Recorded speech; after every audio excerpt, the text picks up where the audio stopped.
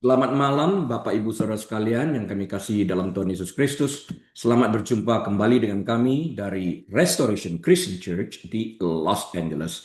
Saya Rili, Gembala Sidang, dan hari ini hari Rabu, tanggal 28 Januari tahun 2026. Kita akan memulai dengan Yohanes 12 ayat yang ke-8. Kita lihat seberapa jauh kita bisa bahas hari ini. Kita awali dengan doa. Tuhan, kami bersyukur, berterima kasih atas kebaikan-Mu di dalam kehidupan kami. Tuntun hamba-Mu untuk membahas kebenaran firman-Mu yang akan kami mulai dengan Yohanes 12 ayat 8. Bantu kami semua untuk mengerti dan tidak berhenti hanya pada sampai pengertian, tapi menjadi pelaku yang aktif, yang saat kami lakukan kami dimerdekakan. Terpuji Engkau Bapa, bersyukur dalam nama Tuhan Yesus. Haleluya. Amin. Baik Bapak, Ibu, Saudara sekalian, mari kita buka Alkitab kita kepada Injil Yohanes pasal yang ke-12 ayat yang ke-8. Yohanes 12 ayat 8. Saya bacakan untuk kita sekalian. Karena orang-orang miskin selalu ada pada kamu, tetapi aku tidak akan selalu ada pada kamu. For the poor you have with you always, but me you do not have always. Yang dimaksudkan di sini, ya kita akan selalu ada bersama dengan dia, tapi yang dimaksudkan oleh Yesus di sini, aku tidak akan selalu ada pada kamu, itu di dalam konteks dia akan tetap hidup selamanya sebagai manusia di dunia ini. Ada saatnya dia berhenti menjadi manusia yang hidup di bumi karena dia harus pulang ke surga dan dia harus mati dalam kondisi sebagai manusia untuk membayar upah dosa. Karena itu perkataannya dikatakan, aku tidak akan selalu ada pada kamu, tapi orang miskin akan selalu ada. Jadi dia berbicara tentang timing di dalam hal ini. Dia berbicara tentang event yang satu-satunya ini. Jadi kita harus membedakan event orang miskin akan dapat kita bantu setelah itu. Tapi yang ini the moment. Kita harus menangkan momen yang ini. Momentumnya ini penting. Jadi ini adalah bagian kedua dari pembelaan Yesus terhadap Maria, saudara perempuan Lazarus. Ya, dia dikritik oleh Yudas karena membuang-buang minyak wangi. Jadi Maria ini dikritik oleh Yudas Iskariot karena membuang-buang minyak wangi yang berharga, bahkan sangat berharga, untuk mengurapi Yesus. Daripada menjualnya dan memberikan uangnya kepada kaum fakir miskin. Tertulis dalam Yohanes 12 ayat 1 sampai dan yang keempat.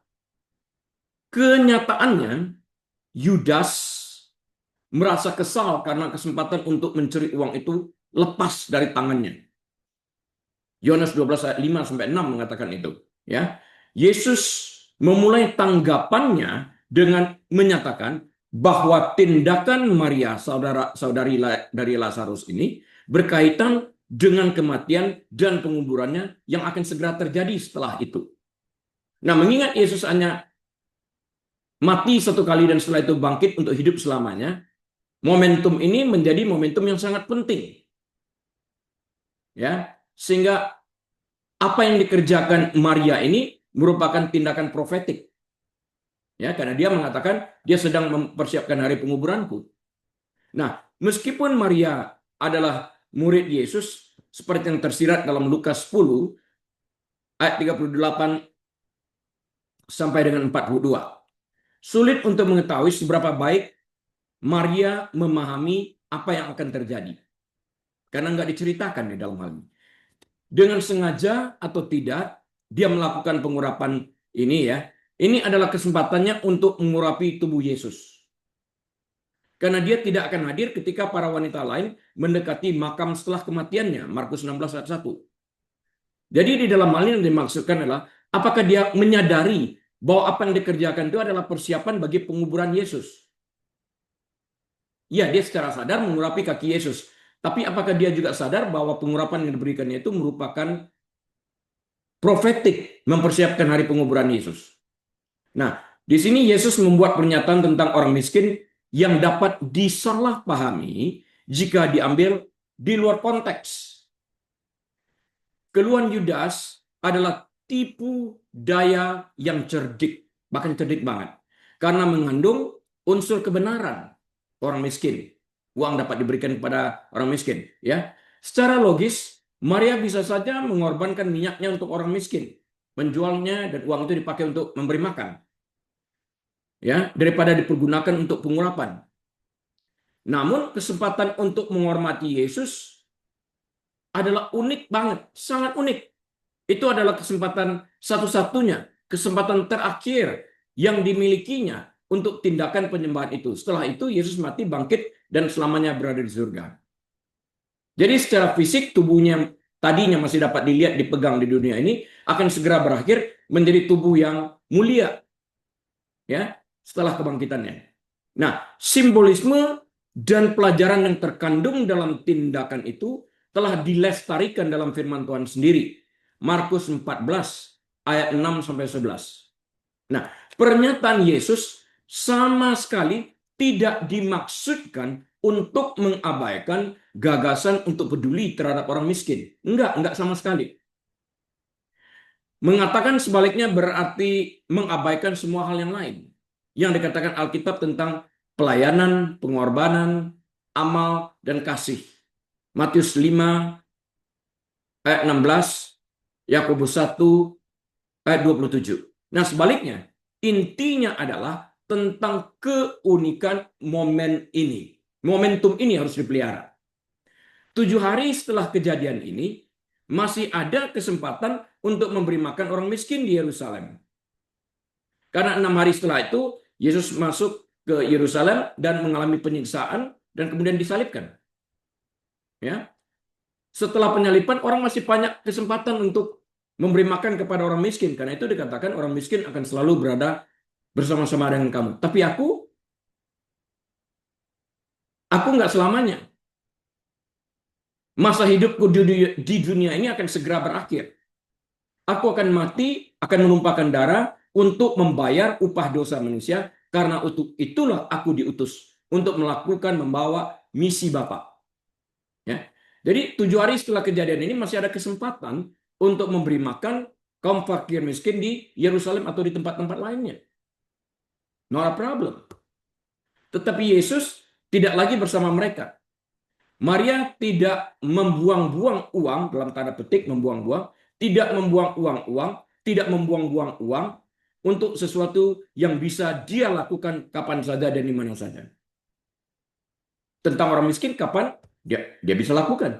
Tapi kesempatan yang ini, setelah ini Yesus disiksa dan kemudian disalibkan, hanya 1 kali. Nah, momentum ini yang perlu dipelajari. Pertanyaannya, apakah Maria sadar bahwa itu waktunya? Nggak dikatakan di dalam Alkitab. Tapi Yesus mengatakan profetik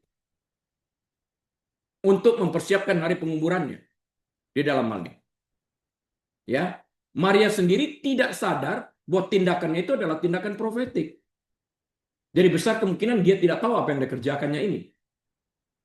Tapi atas dorongan Roh Kudus pasti dia melakukan hal ini.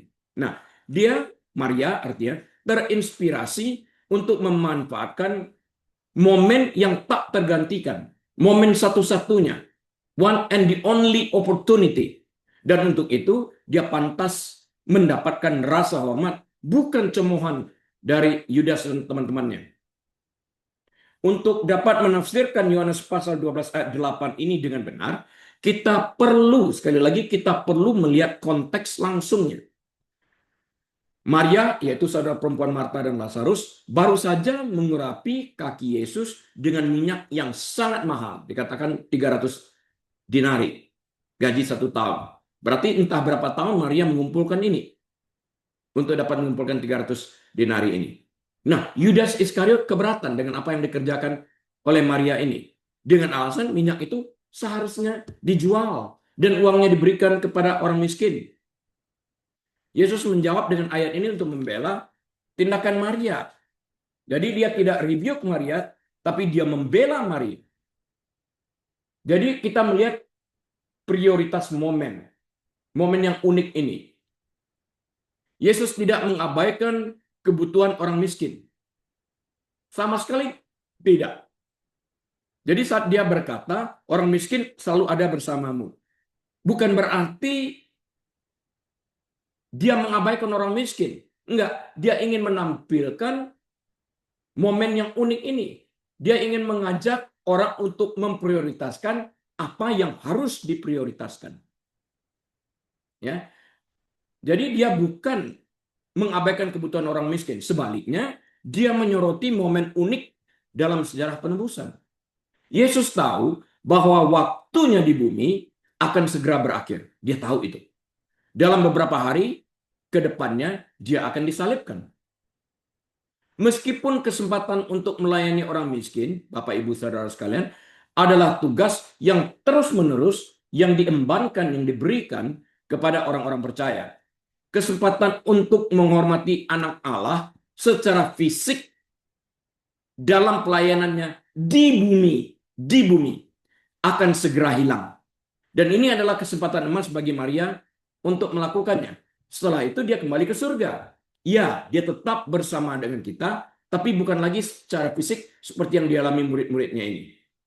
Nah, itu yang pertama, kita lihat prioritas momennya ini, momentumnya ini. Yang kedua, tentang orang miskin ini, kita lihat di dalam Ulangan 55 ayat 11. Referensinya bahwa dia tidak mengabaikan ini, sudah tertulis dalam kitab Taurat. Ulangan 15 ayat 11 mengatakan itu. Nah, jadi Yesus sebenarnya mengutip perjanjian lama di sini. Kita baca Ulangan 55:11. Dalam Ulangan 55:11 dikatakan, sebab orang-orang miskin tidak hentinya akan ada di dalam negeri itu. Itulah sebabnya aku memberi perintah kepadamu demikian. Haruslah engkau membuka tangan lebar-lebar bagi saudaramu yang tertindas dan yang miskin di negerimu. Yesus tidak nullify ini. Yesus tidak menganul ini, tidak menghilangkan perintah dalam Ulangan 15 ayat 11 ini. Sama sekali tidak. Ulangan 15 ayat 11 ini masih tetap berlaku sampai hari ini. Bahwa kita harus memperhatikan orang miskin. Tapi kejadian itu berhubungan erat dengan kematiannya. Berhubungan erat dengan kepergiannya sebagai manusia. Mati untuk membayar upah dosa, dibangkit dan kemudian naik ke surga 40 hari setelah itu. Dengan mengutip ini, Yesus tidak mengatakan jangan membantu orang miskin. Dia nggak bilang itu. Dia mengakui bahwa kemiskinan adalah realitas yang terus-menerus ada di dunia. Di dunia yang sudah jatuh ini, yang membutuhkan amal kasih yang berkelanjutan. Jadi manusia diajar untuk saling mengasihi. Love one another. Ini dalam konteks love one another. Ya. Manusia harus saling mengasihi. Jadi kalau ada lihat saudara yang menderita, kita harus membantu di dalam hal ini. Saat kita membantu orang yang miskin ini, kita sedang membantu Yesus. Itu dia. Sebaliknya kehadiran fisik Yesus adalah anugerah sementara. Dia hanya 33 tahun di sini kehadiran fisiknya. Dia tidak selamanya hadir secara fisik. Dia kembali ke surga, rumahnya. Dan kemudian kita, yang pertama tadi kita melihat prioritas momen yang dilakukan Maria dalam pengurapan. Yang kedua, kesempatan untuk memberi makan orang miskin. Ulangan 15 ayat 11. Di mana Yesus melihat prioritas utamanya itu, bahwa ini kesempatan satu-satunya setelah itu dia mati untuk membayar upah dosa, dia bangkit dan kemudian naik ke surga. Dan yang ketiga itu adalah mengungkapkan hati Yudas. Orang yang secara logika menunjukkan moral. Tapi hatinya berbeda. Sehingga kita harus mengerti who is Judas behind the mask. Siapa Yudas ini di balik topengnya ini? Kita harus tahu. Ya. Ayat ini berfungsi sebagai teguran tajam kepada Yudas. Hey, Yudas, loh, orang miskin akan ada bersama kamu lo selalu. Tapi aku setelah ini kan aku ditugaskan untuk membayar upah dosa. Upah dosa adalah maut, jadi aku harus mati. Ini momennya itu sudah datang. Yudas, kalau hati kamu jujur untuk membantu orang miskin, setelah ini kamu ada kesempatan. Oke, Yudas? Itu kira-kira demikian. Jadi teguran kepada Yudas itu sebetulnya. Yudas menggunakan penderitaan orang miskin sebagai topeng agama untuk keserakahan dirinya sendiri. Ayat sebelumnya menyebutkan bahwa dia adalah seorang pencuri dalam ayat 6. Jadi, it is more about him rather than about the poor. Jadi lebih banyak tentang dia daripada tentang orang miskin. Ya, benar. Perkataannya mengatakan kita harus memperhatikan orang miskin. Tapi sebetulnya perkataan itu adalah sebuah manipulasi tentang dia sebagai seorang pencuri sebetulnya. Yang depannya tentang orang miskin, moral yang ditunjukkan ini adalah topengnya. Berpolitik dia di dalam hal ini. Yesus menjelaskan bahwa pengabdian kepadanya adalah dasar dari semua pelayanan sejati. Karena cintailah, kasihlah Tuhan di atas segala-galanya. Dengan segenap hatimu, dengan segenap kemampuanmu, dengan segenap kekuatanmu. Dan ayat yang sejajar dengan itu dan sama pentingnya adalah kasihlah sesama manusia. Ini mengikat. Ada 613 hukum tertulis di dalam Taurat itu Bapak Ibu Saudara sekalian. Dan Yesus menyimpulkan 613 ini menjadi dua. Yang pertama, kasihlah Tuhan. Dan yang kedua, kasihlah sesama manusia. Bahkan 10 perintah Allah juga terdiri dari dua ini. Ada 10 perintah Allah. 4 yang pertama tentang mengasihi Tuhan. 6 yang berikutnya adalah tentang mengasihi sesama manusia. Jadi ini terpenting. Jadi dengan demikian, mengasihi orang miskin tidak pernah di-nullify, tidak pernah dihilangkan. Karena kalau itu dihilangkan,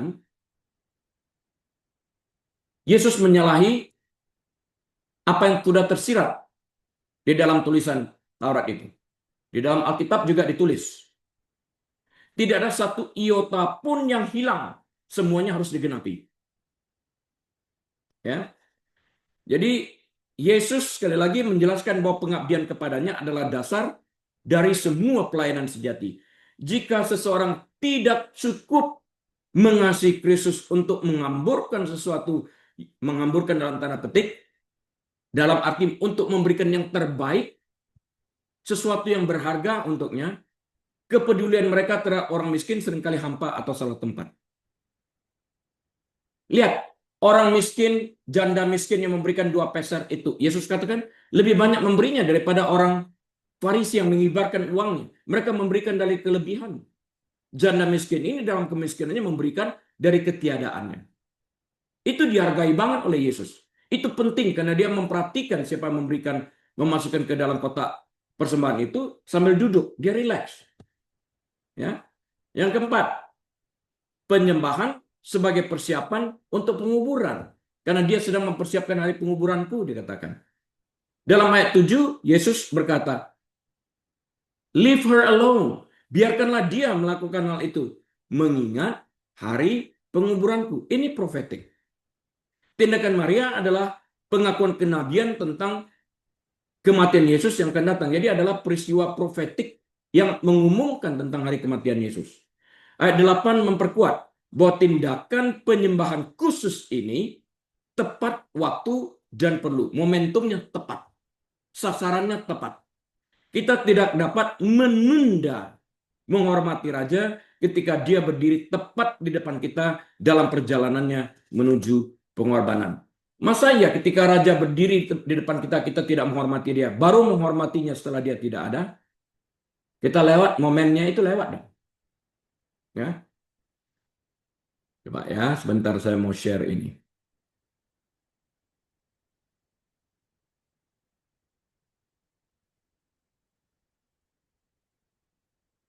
Oh, salah, bukan yang ini. Sebentar.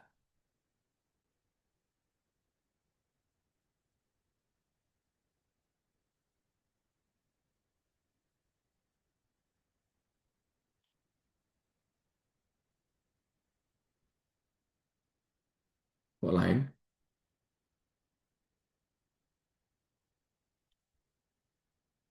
Maaf, kok saya nggak bisa ketemuin ya?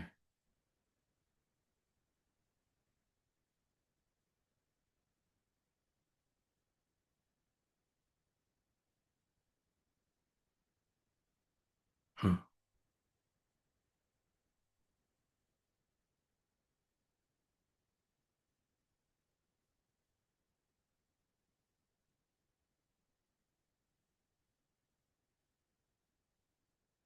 Bentar ya.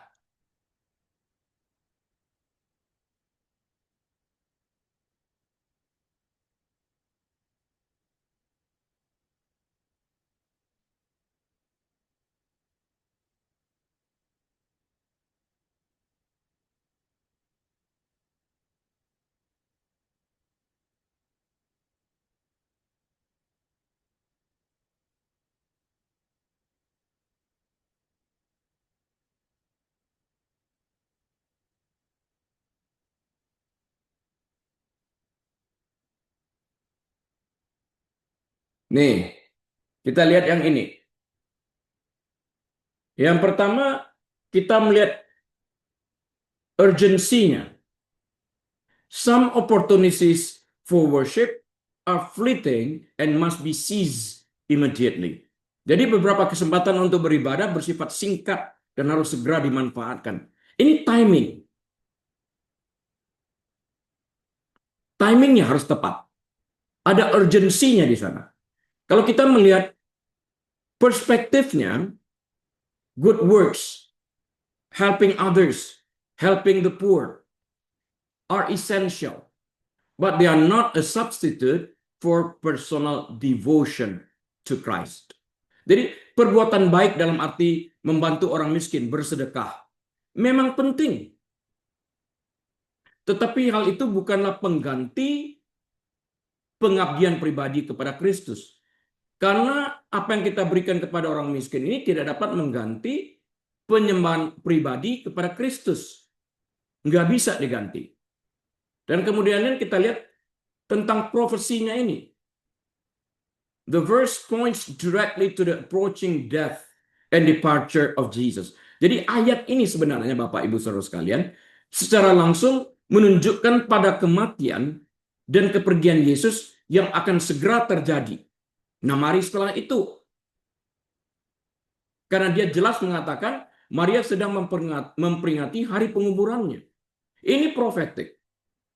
Jadi dia berbicara tentang momentum itu sendiri yang tidak dapat digantikan. Jika momentum itu berlalu. Momentum itu tidak akan kembali lagi. Jadi sekali lagi, waktu tidak pernah dapat disimpan, waktu hanya dapat dipergunakan. Nah, Maria menggunakan ini. Ya, kita lanjut terlebih dahulu. Jadi poin pentingnya di sini adalah Yesus tidak sedang menciptakan persaingan antara membantu orang miskin dan menyembah Tuhan. Dia enggak masalah tentang ini. Dia tidak sedang bersaing. Ya, antara menyembah Tuhan dan membantu orang miskin. Enggak. Urutannya mesti tahu di dalam hal ini. Momentumnya harus tahu di dalam hal ini. Ya. Karena dalam urutannya pun dia mengatakan kasih Tuhan nomor satu dan kedua kasih sesama manusia. Kita tidak mungkin dapat mengasihi sesama manusia yang dapat kita lihat, dapat kita raba kalau kita tidak mengasihi Tuhan. Nggak mungkin. Bagaimana kita dapat mengatakan kita mengasihi sesama manusia yang dapat kita lihat, kita dapat kita raba, dapat kita ajak berbicara. Tapi kita tidak mengasihi Tuhan yang tidak terlihat ini. Dia roh. Nggak mungkin terjadi. Kita harus dari kedalaman hati kita menunjukkan cinta kasih kita kepada Tuhan ini. Dan kemudian refleksi. Saya ulang. Refleksi dari cinta kita yang dalam ini kepada Tuhan. Dicetuskan terhadap apa yang kita lakukan kepada sesama kita manusia. Perlakuan kita kepada sesama manusia ini adalah buah atau byproduct dari hasil kecintaan kita kepada Tuhan itu sendiri. Jadi kita bedakan agama. Agama mengajarkan berusaha sekuat tenaga untuk berbuat baik. Dan kamu mendapatkan pahala. Kristus mengajarkan cintai Allah dengan sekuat tenaga kamu. Bukan berbuat baik dengan sekuat tenaga. Cintai Allah dan kasihi Allah itu dengan sekuat tenagamu. Dengan segenap pikiranmu. Nah, jika itu terjadi, otomatis byproduct-nya, hasilnya, buahnya daripada cinta kasih kepada Tuhan ini diwujudkan kepada cinta kasih kepada sesama manusia. Bisa dimengerti maksud saya ya? Ini harus terjadi. Ya, buah cinta kasih itu. Nah, jadi Yesus mengajarkan bahwa penyembahan sejati mengakui nilai tertinggi Kristus di atas segala-galanya. Dan bahwa ada waktu-waktu tertentu di mana menghormati Yesus lebih diutamakan daripada tugas-tugas rutin. Jadi yang dimaksudkan di sini adalah value yang kita lihat pada kesempatan yang tidak akan terulang kembali. Karena Yesus setelah itu akan mengorbankan dirinya di kayu salib sekali untuk selama-lamanya. Bisa nggak kita memahami hal ini? Bisa nggak kita melihat ini? Yudas yang lalu saya katakan, dia menilai Yesus dalam nilai mata uang, 300 dinar, harga satu botol parfum minyak narwastu yang datang dari India ini. Waktu menjual Yesus, dia korting menjadi 30 keping uang perak. Itulah nilai Yesus di mata Yudas. Sedangkan Maria mengumpulkan sekian tahun. Sedangkan wanita pada waktu itu tidak punya hak untuk memiliki rumah atau membeli tanah. 300 dinari itu adalah hasil kerja 1 tahun. Kan nggak, dia butuh makan, dia butuh ini dan itu, pengeluarannya. Jadi berapa yang disimpannya?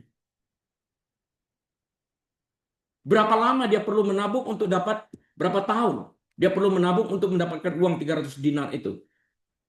Artinya seluruh kekayaannya, seluruh gaji dalam 1 tahun penuh itu dipersembahkan kepada Yesus. Artinya yang Yesus adalah yang terutama dan terpenting. Ini jenis pengorbanan yang dalam banget yang dilakukan Maria. Dia tidak berpikir 2 kali, sayang ya, enggak. Aku mengasihimu. Bukti mengasihimu apa? Ini aku lakukan dengan ini. Dia sacrifice. Itu gaji 1 tahun. Artinya seluruh gaji dalam 1 tahun penuh dia bekerja itu diberikannya kepada Tuhan. Artinya Tuhan terpenting dalam tahun itu. Aku tidak memetik apa-apa, istilahnya seperti itulah kalau kita mau memandangnya. Aku memberikan segala-galanya. Itu pengertian. Aku memberikan segala-galanya. Bukan hanya pintar nyanyi, semua yang ada padaku kuberikan. Enggak, Maria bukan bernyanyi. Dia membuktikan dalam tindakannya segala yang kumiliki kuberikan ini. Gajiku 1 tahun ini, aku nggak ambil kuberikan kepadamu. Ya. Saat ini mari kita gali lebih dalam lagi perkataan miskin. Seperti yang tertulis dalam Yohanes 12 ayat yang ke-8. Apa sih arti perkataan miskin itu? Kata Yunani yang diterjemahkan sebagai miskin adalah ptochos. Ptochos. Meskipun kita sering menggunakan kata miskin untuk menggambarkan siapapun yang kekurangan uang. Jadi kalau orang kekurangan uang kita katakan miskin. Nah, bahasa Yunani dalam Perjanjian Baru memberikan definisi dan pengertian yang jauh lebih tepat. Kita belajar sama-sama yuk. Nah, memahami nuansa spesifik dari ptochos atau perkataan miskin dalam bahasa Yunani ini mengubah cara kita memandang pernyataan Yesus kepada Yudas. Orang miskin akan selalu ada bersama kamu. Perkataan miskin itu artinya apa dalam bahasa Yunani ini? Kita pelajarin terlebih dulu akar katanya dan etimologinya ya. Kata ptochos berasal dari kata kerja petoso yang berarti berjongkok, meringkuk, atau menyembunyikan diri karena takut. Rasa hormat. Ini kan bentuk penyembahan kan? Kalau bisa lihat orang tuh jongkok. Bisa bayangkan itu? Ini kebudayaan ini bisa lihat di tengah-tengah kebudayaan Jawa, orang jongkok. Dalam bentuk penghormatan, penyembahan. Ya, dia meringkuk, menunduk. Itu kan penyembahan. Nggak berani memandang Yesus, menyembunyikan diri karena takut. Karena hormat, takut di sini maksudnya. Nah, dalam bahasa Yunani klasik, ini adalah kata untuk pengemis. Kata ini menggambarkan seseorang yang sangat miskin, sehingga harus berjongkok di sudut dengan 1 tangan terulur. Seringkali menutupi wajahnya dengan tangan yang lain karena malu. Itu perkataan itu kalau digunakan pada orang fakir miskin. Ini menyiratkan kurangnya sumber daya sepenuhnya dan ketergantungan penuh pada belas kasihan orang lain. Kalau kita transfer pengertian ini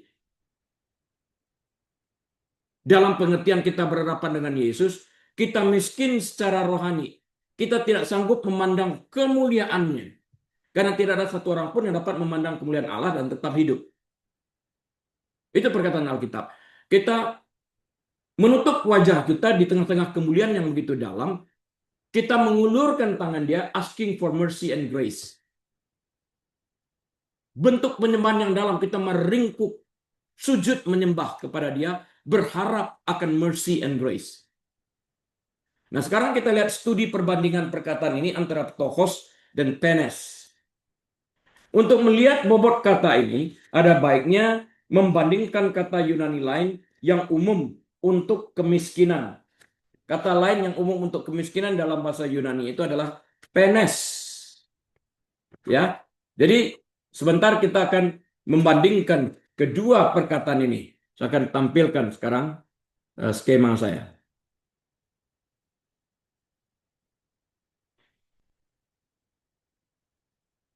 Nah, kita lihat di sini.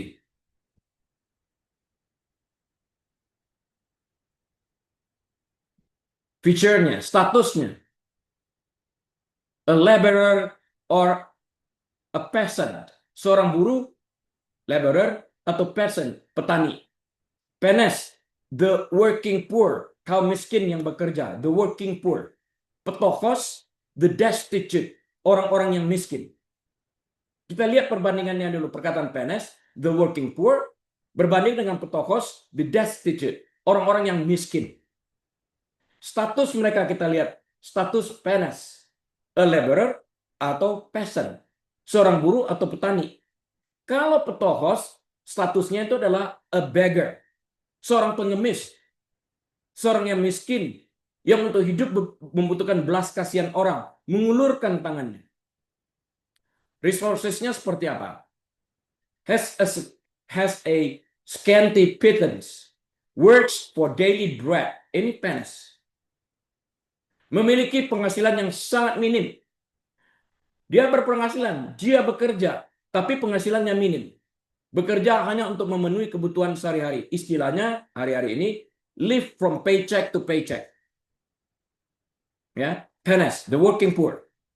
Kalau petochos, beggar ini tadi, pengemis ini tadi, has absolutely nothing, no means of self support. Sama sekali tidak memiliki apapun. Ia tidak memiliki sarana untuk menafkahi dirinya sendiri. Karena itu dia memohon belas kasihan dari orang. Social standingnya seperti apa? Dalam masyarakat, seperti apa dia? Kalau grup daripada penes ini, dia respected as a member of the working class. Dihormati sebagai anggota kelas pekerja. Kaum buruh. Ya, kalau petochos, marginalized, reduced to public dependency. Ini termarginalkan. Kalau beggar, petochos, pengemis, itu termarginalkan, artinya terpinggirkan, tersisihkan, tersingkirkan, terikat ke dalam ketergantungan pada bantuan publik. Ya, social standingnya begitu. Kalau biblical example-nya seperti apa? The widow with two mites. Penny cross. Janda dengan 2 keping uang receh. Kalau Lazarus at the gate of the rich man, itu petochos. Lazarus di gerbang rumah orang kaya. Lazarus yang lain, bukan Lazarus yang dibangkitkan ini. Ini Lazarus yang at the gate of the rich man. Ini Lazarus yang berada di pangkuan Abraham saat berada di surga. Orang kaya yang masuk neraka. Ini Lazarus yang itu. Ya. Jadi kita sudah melihat perbandingan-perbandingan ini ya. So, dalam Yohanes 12 ayat ke-8, Yesus secara khusus menggunakan kata petochos. Dia tidak hanya berbicara tentang orang-orang yang kekurangan uang, dia juga pada saat yang sama berbicara tentang orang-orang yang paling rentan, yaitu mereka yang tidak memiliki jaring pengaman selain amal dari komunitas. Ya, untuk hidup bergantung kepada belas kasihan orang. Nah, apa hubungannya dengan Ulangan 15 ayat 11? Ayat yang kita baca tadi, orang miskin akan selalu ada bersama kami. Yesus mengutip Septuaginta, itu terjemahan Yunani dari Perjanjian Lama ya, dalam Ulangan 15 ayat 11 ini. Sebab orang-orang miskin, petochos, tidak hentinya akan ada di dalam negeri itu. Sebab orang-orang miskin, artinya beggar, pengemis, peminta-minta, tidak henti-hentinya akan ada di dalam negeri itu. Itulah sebabnya aku memberi perintah kepadamu. Demikian, haruslah engkau membuka tangan lebar-lebar bagi saudaramu. yang tertindas, dan yang miskin di negerimu. Artinya, kasihlah sesama manusia. Dengan menggunakan kata petokos, Yesus mengakui bahwa di dunia yang jatuh akan selalu ada orang-orang yang benar-benar terpuruk dalam kebutuhan, bergantung kepada belas kasihan orang lain. Dia memperkuat perintah untuk membuka tangan lebar-lebar. Jangan pelit, katanya. Buka tanganmu lebar-lebar untuk kaum fakir miskin ini. Dia tidak mengabaikan penderitaan mereka. Dia mengundang orang-orang ini yang memiliki uang ini untuk ikut mengambil bagian, membantu, meringankan penderitaan mereka untuk mendapatkan makanan. Dia, Yesus, mendefinisikan ruang lingkup misi gereja yang abadi. Kita harus memperhatikan ini juga. Gereja adalah kumpulan orang percaya. Jadi orang percaya dipanggil untuk melakukan ini. Nah, sekarang kita akan belajar lebih lanjut. Beban psikologis dan spiritualnya seperti apa? Sebagai seorang dengan latar belakang medis, saya berlatar belakang medis dan saya juga berlatar belakang psikologi, saya menemukan sesuatu yang menarik dari perkataan miskin atau petokos ini. Petokos adalah kata yang sama yang digunakan dalam ucapan bahagia. Pertama, ya tertulis dalam ucapan bahagia ini, tertulis dalam Matius 5, ayat yang ketiga. Berbahagialah orang miskin, tohoi di hadapan Allah. Berbahagialah orang miskin di hadapan Allah. Dalam konteks itu, dalam Matius 5 yang ketiga ini, kata miskin atau tohoi itu menggambarkan kebangkrutan spiritual, miskin rohani. Kesadaran bahwa seseorang sama sekali tidak memiliki tanda petik mata uang internal, bukan eksternal, dolar, rupiah, dan sebagainya. Tapi ini kemiskinan rohani tidak memiliki mata uang internal untuk membeli jalan menuju perkenanan Allah. Kita membutuhkan kuasa darah Yesus yang menyelamatkan kita. Kita membutuhkan mercy and grace. Mercy dan grace itu tidak dapat dipisahkan. Itu satu paket.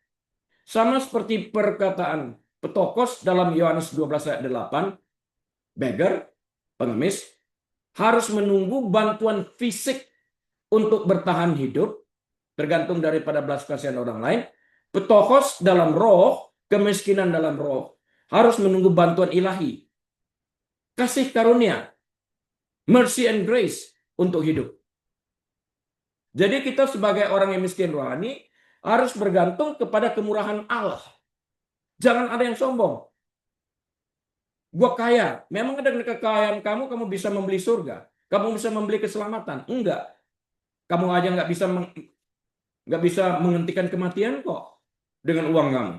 Uang itu juga nggak dibawa pergi ke dalam alam baka kok.